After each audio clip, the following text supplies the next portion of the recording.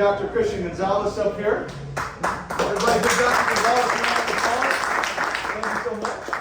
All right. Well, thank you all for coming, particularly on tonight. Little rainy weather, and we get affected almost every time we do this.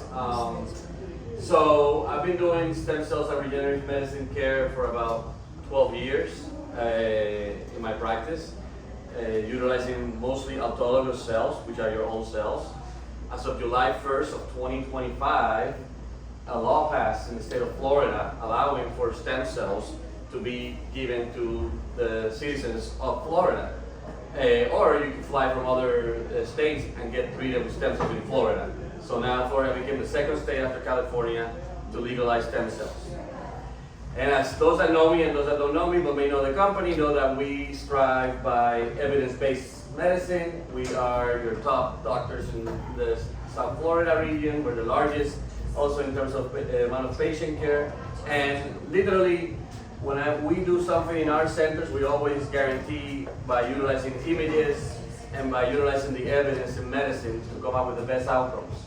We don't guess things, we actually do things with evidence.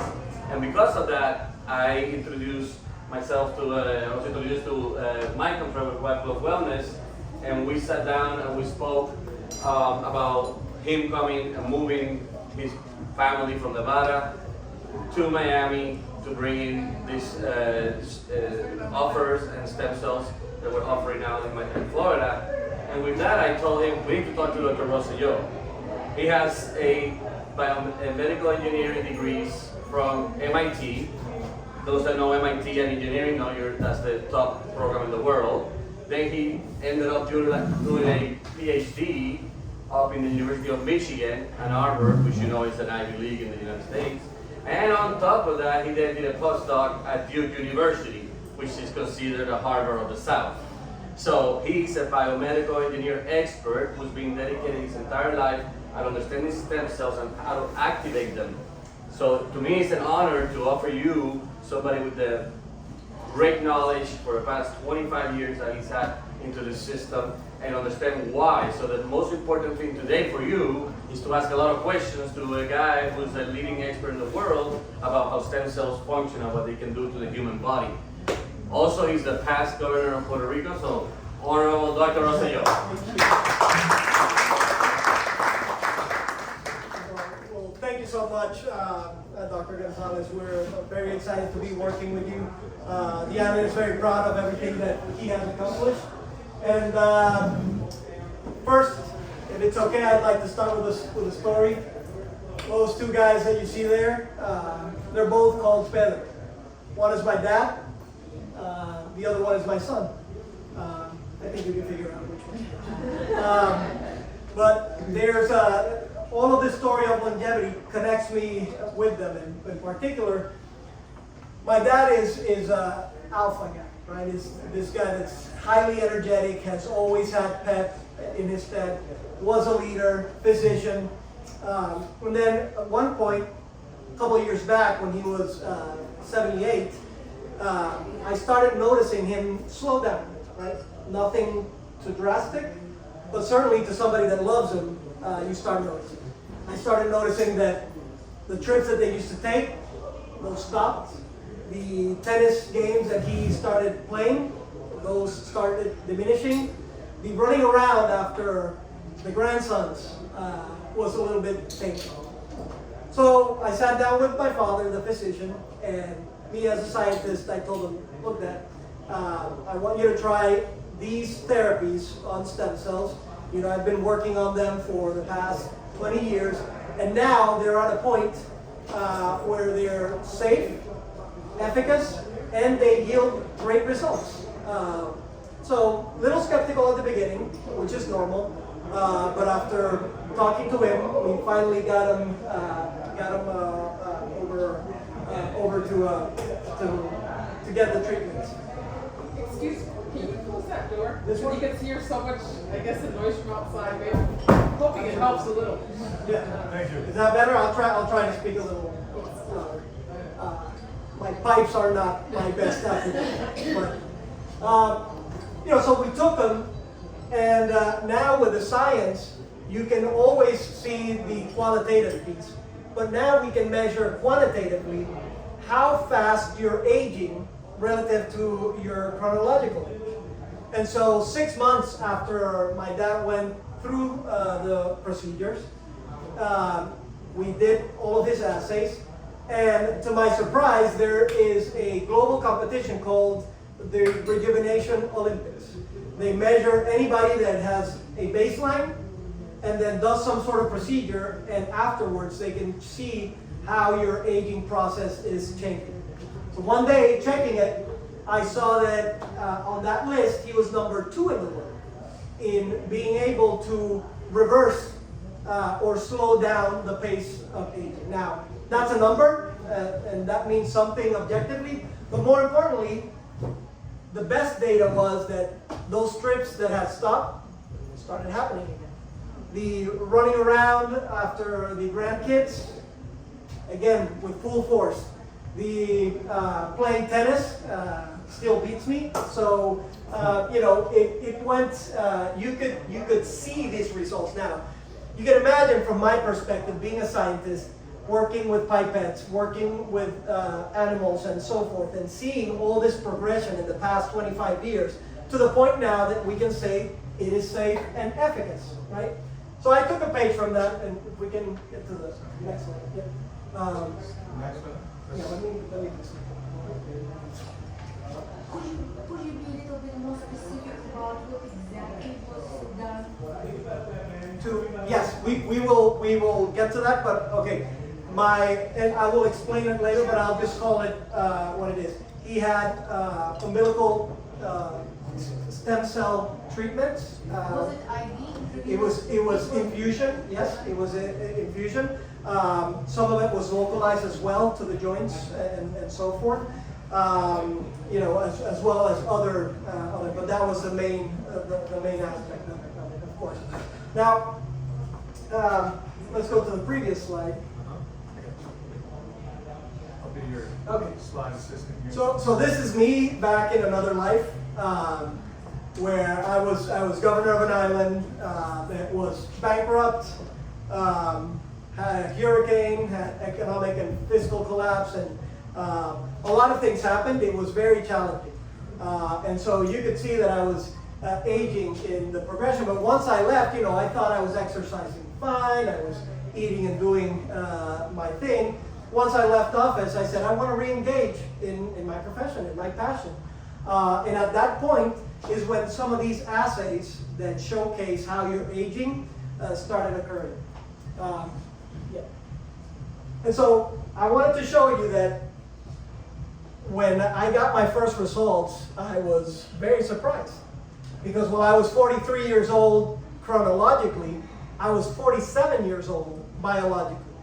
Now, that may not seem like a big difference, but it was essentially saying that I was aging at a pace that was 10% faster than what I should, right? That means I was going to get, probably had a higher propensity of getting chronic illness, having cognitive decline come quicker, and so forth. So as soon as I saw this, I said, I need to do something, right? And sure, exercise, eating, and all of these things were part of it. But I had to take the next step. So with that, I want us to have a conversation on understanding longevity, right? We throw this word around. It's the buzzword. What does it mean? What does it imply? Can we really achieve it? First, the good news. In the past 70 years, the average age of the human has enhanced by 19 years. So that's positive, right? We're living longer and so forth. Now the bad news. The bad news is that on average, the last 10 years of our lives, we are dying all of those last 10 years. It is a slow and painful decline. And this is what really motivated me into going into the longevity side of things and seeing how stem cells play a role into it, because, why extend life if we're not enjoying it, if we're not living with our loved ones, if we're not having these sort of experiences? And this is precisely where it's going today. So longevity is not a silver bullet. It is a composite. It is a mix of different things. First, you have to have the right mindset.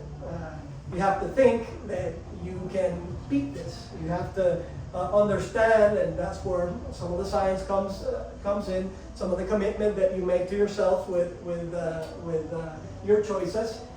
But then the biggest piece is right now is lifestyle. What do you eat? Do you exercise? Do you sleep? The same things we've been told for years.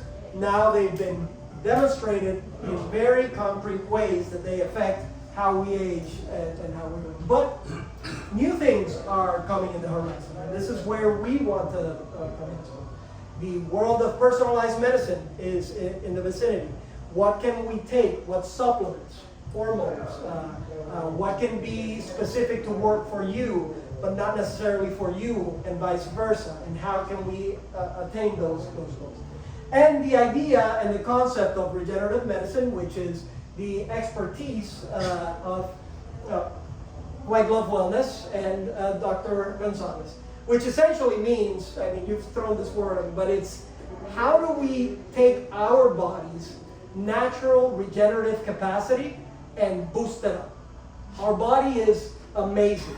It has its unique capacity to regenerate itself, to grow, and to do a whole host of things, right? It is the reason why if you have a little kid and they slam themselves to the wall, they might cry for a few minutes, but in an hour they'll be fine, they're playing again, nobody cares. If you or I do that, then it's going to be a different story, right? It's going to take a little bit. Their regenerative system is in full blast. Ours has diminished across time. So this composite is the story of longevity and how can we address it. So, you know, we're going to talk about some of the things and some of the procedures that we have, but we also want to give you guys. Let's see. We also want to give you some tips that will help you with your longevity efforts tomorrow, if you want, right? Like we said, mindset is a critical part. Habits, the idea of meditation, and so forth are fundamental to it. Sleeping. Sleeping has been demonstrated to affect a lot of the hallmarks of aging. I'm going to talk a little bit about that in a very significant way. An easy one that we tend to understate is drinking water. If you can drink a few liters of water a day, 3 liters of water a day, you will activate a lot of the mechanisms in your body that will promote longevity. So that's a simple one. One hack that I do every morning is that I'm really bad about drinking water during the day. I have half a liter of water next to me. When I wake up, I just chug that liter of water, and I'm 25% there. Intermittent fasting, that's another alternative. Breathing exercises. Just taking a couple of minutes a day, stopping down. If you think about it, you can survive weeks without eating. You can survive days without drinking water, but you can only survive a couple of minutes if you're not breathing. So breathing must be one of the most important things, and we tend to not do it as correctly as we can. Exercise, weight training. I know there's always discussion, but as we age, the muscle starts deteriorating quicker. And so what we want to avoid is for that deterioration to go to a point. So even if you do a little bit of weight training, you don't have to be lifting a ton, but exercise those muscles, it'll be beneficial for you. Vitamins and supplements, I mean, I'll skim through this a little bit. And you can check your biomarkers. Happy to answer questions about that later, but now we have a lot of information with just a little drip of blood that we can garner about how your biology is going versus, versus what we had a couple of years ago. Your biome, gut biome. I will leave it there, but this is probably one of the next biggest breakthrough. And something as simple as taking a cold plunge. You don't have a plunge, a cold shower will do for 30 seconds, about 80% of that. So we want to give you a little bit of these things that you can do at your home. You don't have to engage in another way. Okay. Aging. Seems like this idea, right, that we've been searching all along. Now I'm going to nerd out for a little bit with you. Give me 3 minutes to nerd out with you. Aging, and following the fountain of youth has always been sort of a high aspiration, whether it's Juan Ponce de Leon in Puerto Rico or Alexander the Great, whoever. But we really didn't know what it was. People would search for a fountain of youth and hope. In the past 10 years, we now have a subset of biological markers that determine how we're aging and if we can speed it up, slow it down, or if we can manipulate it, right? There are 9 hallmarks of aging. Some say there are 12, but 9 for this discussion is pretty good. These hallmarks, kind of like cancer, where you have a disease, they work as such. If you accelerate these things, you're going to age faster. If you decelerate these things, you're going to age slower. And they're hallmarks because there is potentially a biological intervention with a lot of these, okay? So the first 3 hallmarks, first one is DNA damage. What's DNA damage? It's getting exposed to the sun, getting exposed to a lot of toxins. Eventually, those damages accumulate. It's the difference of why when you look at your skin, our skin right now, and perhaps in your private time, you look at your bottom skin that never gets exposed to the sun, you will see that skin is much more well preserved than the external skin. So it's true. Epigenetics, this is one of those big words again, but what it means is we used to think that the genomic landscape was the end-all be-all. Whatever your genes were, they determined what you would do. Nope. That is just kind of like a blueprint. Epigenetics is the levers that tell what of that blueprint gets expressed. So, quick example. If you are 6 years old, you would figure that you have different proteins than if you're an 18-year-old boy in puberty, or a 45-year-old man, or an 80-year-old man. What makes that difference is not the DNA. The DNA stays the same. It's these levers that get pulled and that can change. So if we can change them back to being a little bit younger, then we can change aging. Telomere length. Your DNA is wrapped up around in something that looks like a shoelace. And kind of like a shoelace that has these protectors at the end, every time the cell divides, it just gets smaller and smaller and smaller. And those shoelaces are protected, and when they can't get protected anymore, your DNA gets severely damaged. So protecting those telomeres is another one of those elements. Next one. Okay, so that was at the micro level. A little bit bigger now at the cellular level. What are these hallmarks? One hallmark, fourth hallmark, nutrient sensing. Your cells are like factories. And the only way they work is by sensing what's around them. If they see that there's a need for something outside, they get a signal from the outside, then they start producing it on the inside so that they can respond in kind. Now, as we age, those sensors in the outside become desensitized. And so the production is not as effective as it should be. Protein folding. This is one of the hardest ones that we're dealing with right now.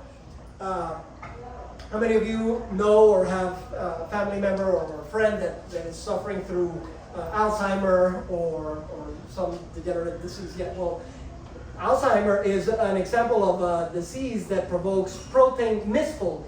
It's your proteins, instead of doing the nice structure that they were supposed to, they change a little bit, kind of like Legos, and then they don't work as they're supposed to do, and then the outcomes are negative.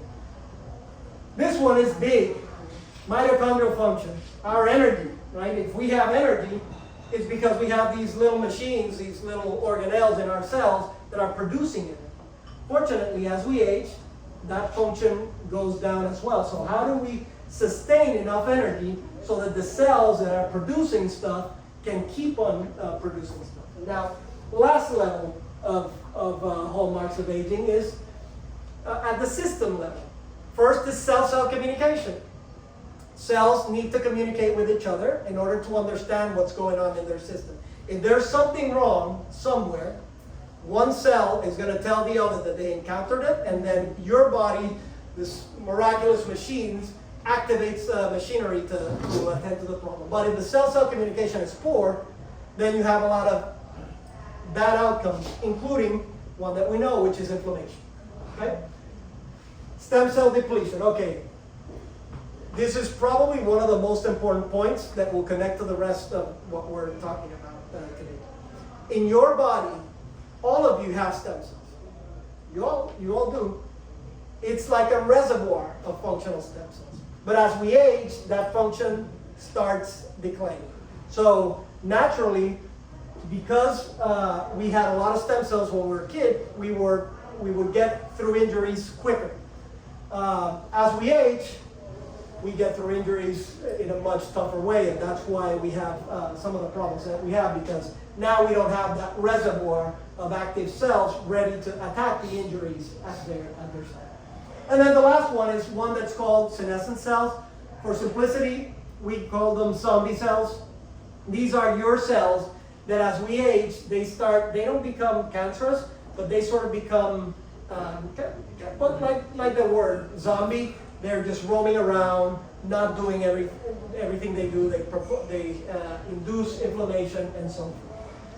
Okay, I'll stop nerding out for a second, see if there's any quick question about these hallmarks. The biggest and most important thing is these things, if we can control them, if we can alter them, we can start manipulating the pace and rate of aging. Any questions up until then? So what causes the stem cells to diminish? What causes it, we go through life with doing injuries all the time or getting sick and so forth, right? So every time we get sick or we have break a bone or something, your bone marrow gets a signal that releases some of these stem cells out. They start dividing. They do their job, but it is not an unlimited amount of cells that we have. So as we age, we start reducing it, and sometimes you don't even have to have injury, right? Think about a person that is 10 years old and the process they go to becoming an 18-year-old. Their body completely changes. So all the time, your body's calling upon those reservoirs to build the bone bigger, redo it, make it more effective. So that's why we start losing that capacity of the stem cells as we go. Good question. Next slide, please. Okay, this one is quicker. I just want to showcase here, and you can take slides. I just want to show you that a lot of the things we spoke about, exercise, sleeping, and so forth, they affect directly some, if not all, of those 9 hallmarks, right? Let's take exercise, for example. Exercise helps with epigenetic alterations. If you exercise, you will get signals in your body that will make you express proteins of when you were young. Sorry about that. Can we take a picture of that? Yeah, absolutely. Yeah, and I'll share this with Mike, and he can share it as well. But these things, what I'm trying to say is, now before we had an intuitive sense that sleeping was good, now we say, or exercise, these hallmarks are being affected in better ways than others, but they're being affected by this reality. So the last one over here, I'm kind of anticipating, is the protocol that we'll discuss with stem cells and so forth. They affect all but one of the hallmarks of aging, which is the protein folding one. Happy to dive in deep into that as well. But all of these things, plus the benefit of having some of these protocols, can give you a significant edge moving forward. Okay, so now, where do stem cells come into play? How do we use these stem cells in order to achieve this longevity effort, and also to tackle pain, to tackle tissue loss and regeneration, and so forth. Next slide. Some scientists might be smart, but they're very bad at naming things. Okay? One of the biggest challenges that you will probably have when encountering the word stem cell is some of the past work or things that had happened a few decades ago. Some of the raw narratives about, hey, I heard that this person used stem cells and they got cancer, or I heard that something wrong when they used stem cells. The problem was that scientists picked a bunch of different cells and they called them all stem cells, right? With a last name attached to it, and that's what we're going to discuss. Most problems came early in the 2000s when they started using what is called an embryonic stem cell. Embryonic stem cells, as it sounds, comes from the embryo when the egg fertilizes, when the sperm fertilizes the egg. One cell becomes 160 identical cells, and that eventually becomes you. So it stands to reason that if you take one of those cells, you can make every tissue in your body with that one cell, right? Because from an identical cell, you can make all of those tissues. And that's the power of the embryonic stem cell. However, the challenge is how to control them, how to make them do what you want to do, as opposed to having them make bone if they decide to make bone someplace where they're not supposed to be making bone. And this is what happened early on. These cells are not what we're talking about. They are not what's being used in all of the protocols that we're discussing. What we're mostly discussing are what are called adult stem cells, and in particular, one very unique adult stem cell, which is an embryonic, an umbilical cord mesenchymal stem cell.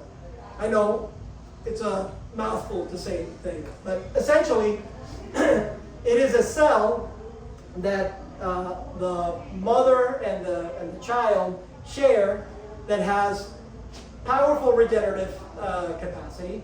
They go and do things that they're supposed to do in the body, as opposed to just going crazy like some of these cells can do. And they're very young, and they're what's called immunocompromised, which means you can get a donation from somebody else, put it in your body, and it does not spark the immune rejection that, say, for example, if I were to give my cells to somebody in this room, right?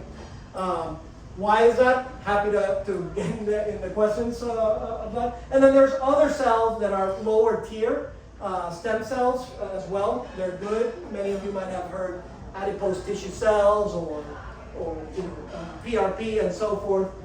This is what we're focusing on today.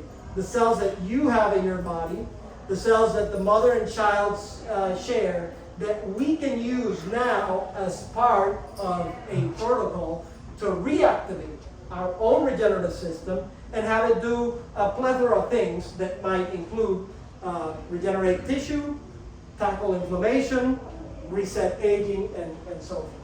Can I ask you a question? Yeah. I was just curious, anybody in here ever heard of PRP before? Yes. Okay, that's pretty popular. And have any of you ever heard of umbilical cord mesenchymal stem cells before? Okay, so there is a difference. PRP has been around for a while. PRP is using your own stem cells, and after you get to a certain age, they just don't work the way that they used to. What we're referring to here are umbilical cord derived mesenchymal stem cells. I just want to make sure that you guys understand what that is, because I know PRP is pretty popular around here. It's popular, and this is my own opinion. It's my analogy. PRP is okay, but it's like comparing the fax machine to the iPhone. Okay, the fax machine will get the job done, will get the message across with some obstacles, the iPhone will do a lot more things much more effectively. Okay, so here's a visual of what we've been talking about. Why the reason is, when you're a baby, you have 100% of your stem cells stored. By the time you're 18, you only have 40%, because a lot of it you spend in puberty trying to create the adult human that we all become. And then, by the time you hit 60, you're at 5%, and that's where the big challenges come. And these are lines that are going in the opposite directions. We are getting age-accelerating cells in one direction, stem cells declining in the other. That's where we hit the tipping point, and problems start coming on. So I will, I wanted to share this picture, and this is a picture of my dad and my mom after the procedures when they were traveling, and this one was they went hiking to Finland to see the Aurora Borealis, where they had never seen. So I still haven't seen it. I'm jealous, but they would have never had this experience had they not given themselves a chance to do it, because they had already stopped doing the travel. And I told you I've done the research. I told you I've done the work, and so I even sent my dad as a guinea pig, right? What I haven't told you is that I'm also a client. I've done this myself, and as you recall from the beginning, I was aging at a pace that was worrisome. I was aging at a pace that would probably get me into a lot of trouble. Now, I'm aging 25% slower than my chronological age. So technically, today I am biologically younger than what I was 8 years ago when I left office, right? So these are things that can happen, and I can feel it. These are the stem cells. And I wanted to come here for a variety of reasons. First, I only do this because I feel the passion for this. This is an incredible field that's evolving. Secondly, I know that white glove wellness has the highest and most rigorous standards to do some of these procedures. You can read about stem cells in different places of the world, but you might not know what you're really getting. Over here, the standards are the highest and the very best to give you the very best opportunity to get benefit from it. And lastly, it is my distinct pleasure to reintroduce somebody that I trust, that has an impeccable record as a physician, particularly dealing with pain and stem cells. He is the only FDA physician that has been able to use stem cells for treating pain and other services. And quite frankly, it was a little bit limiting just because of the statute. But as Mike eloquently puts it, that has changed now, particularly in Florida. So there's going to be a lot of things that we can do, a lot of services and protocols that we can provide. And the process of reversing or slowing down and potentially reversing aging is a real one. It's scientifically based. And if you are going to do it, the people of White Glove Wellness and Dr. González are the very best. So I would love for now, I spoke about the theory and the application scientifically, but I would love for Dr. González to talk a little bit about the practical work that he's doing and how this translates into the clinical setting. And I'm happy to answer questions.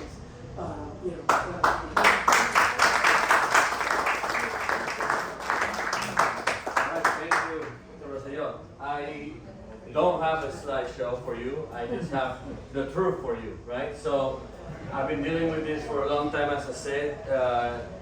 Myself, 15 years. I was involved with lipogyms about 15 years ago. They flew from Italy, the owner, and we extracted stem cells from my adipose tissue, as Dr. Rosselló was explaining. I then eventually had a bone marrow aspiration treatment done as well with my own stem cells, autologous. And I noticed, I'm an athlete, I snowboard a lot, And I noticed I had a big injury when I used to live in Boston. In Colorado, I used to do those parks, and I used to get on the trails and the little tubes and these stupid things because you're young and you think you're invincible. And a young kid was in front of me, and he was balancing, and I should have waited for him to leave, but I never saw him leave, and I'm like, I probably missed him, so I went, and then he was just playing around, goofing, and I was gonna hit him hard, so I decided to abort and try to jump out with my snowboard, but I ended up hitting my right knee into the tube and doing what is called a patella deviation, and then I have patella deviation syndrome, and then injuring my ankle as well as it got stuck with the board. And with those two injuries, I had steroids injected on myself. I had PRP injected to myself, and they were good. And I was young. I was in my early 30s when I injured myself. But I had to keep doing it, and I knew eventually I was going to destroy my joints with the steroids. So that's why I started looking at alternative medicine, and I started realizing that this was much like what happened with me in medical marijuana in the field of pain. So in the field of pain, I was your president for the whole United States of America from the American Academy of Pain Management. And I represented the country in the government, not like Dr. Rosselló level, but they did call on me as an expert to talk about medical marijuana. And I can tell you that there were rooms full of this pharmaceutical industry that were very, very vocal about me not speaking a word about medical marijuana and chronic pain. And eventually the Wall Street Journal guy got me. I had the CNN good, I had the New York Times good, and they teach you how to talk to media in these positions. But the Wall Street Journal guy got me to a personal level, and that's where we fell together. We have too much of a big heart for our family, and they told me, well, if it was your father or mother that was suffering chronic pain, would you not like them to try medical marijuana to see if it works? And I'm like, sure I would. And then he got me right there, and then 2 weeks later I was fired as the president, literally. So the pharmaceutical industry is very powerful, and this is why you're just hearing about it. And some of you, I look around and you are at that age where you're like saying to yourself, well, what do we do? What do we do? Do I do it or not do it?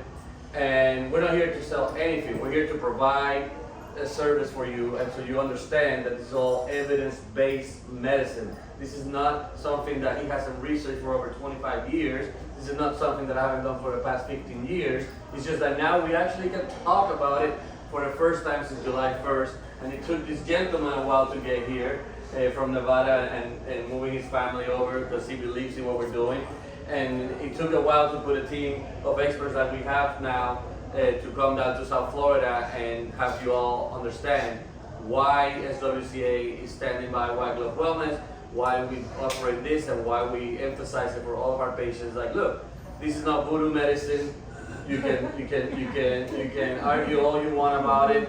It may work on you differently, and there's definitely different things that we offer to help those that are not convinced. For example, biomarkers, right? And look at your biomarkers after. This is not something that Dr. Rosselló invented or me. Actually, one of my professors, or those don't know, I did a Baylor College of Medicine, and I did then Harvard Medical School. And one of the professors at University of Chicago that was a professor sometimes at Baylor was Michael Royson. And Michael Royson was the first physician anesthesiologist in the world that started talking about we can actually extend life to 118 years. And I think now we're thinking 127 is where we think we could be. But why does it matter if you get to 118 or 127 and you're not able to enjoy your life, that you're not able to be active, you're not able to do the things that you want to do? So that's what stem cells do. They are going to allow you to change your biological markers and your biological life so that you can actually be performing the things you want to perform as you age gracefully, and not the opposite, right? Like I have treated pain for so long, and one thing that I keep hearing over and over is my patients are like, yeah, these are not the golden years as they promised, right? Like the golden years, what? I can barely walk, I'm all injured, and yeah, we laugh about it because I'm almost 50, I'm 49, and I started feeling the changes. So this is why it's important to consider starting as soon as possible so that you can actually turn around your biological clock. whether it is with us or with somebody else, or you decide to fly somewhere, right? That's your own decision and your own assessment. Our job is just to educate you and tell you stem cells work. They actually do affect your biological system in a positive way. And with the amount of protocols and understanding that we have now, we're able to provide it to you on a safe manner that we know works.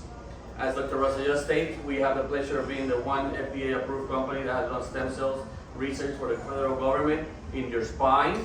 And I can tell you that I cannot talk about the results, obviously, because I'm part of the research studies, but I can tell you that we are seeing some great, magnificent, incredible results with things that don't even make sense. So sometimes my struggle, and hope that you ask those questions to Dr. Rosselló, is like, why does it work in some people so amazing, and in others it works differently? It still works, but not as amazing. And that's where we are trying to understand more. But imagine if you were not able to do research before because it was considered illegal. So we are behind that curveball of saying, okay, which patient is the best one? Who is the best person in this room and say, you're gonna succeed, versus the one that I'm gonna say, well, you're not a good candidate. We don't know that. What we know is what we know, and he presented the evidence. So with that, I'll have Mike talk about what are the protocols, what are we offering. You know, we are through Del Rey, Jupiter area. We go all the way down to Kendall, so we can accommodate you in any of those locations. And also, we can accommodate you at your home. Dr. Drea is here, and she is the doctor that goes to your home and treats you and does the therapy there if you wanted to do it in that regards. But with that, Mike. Thank you. Fantastic.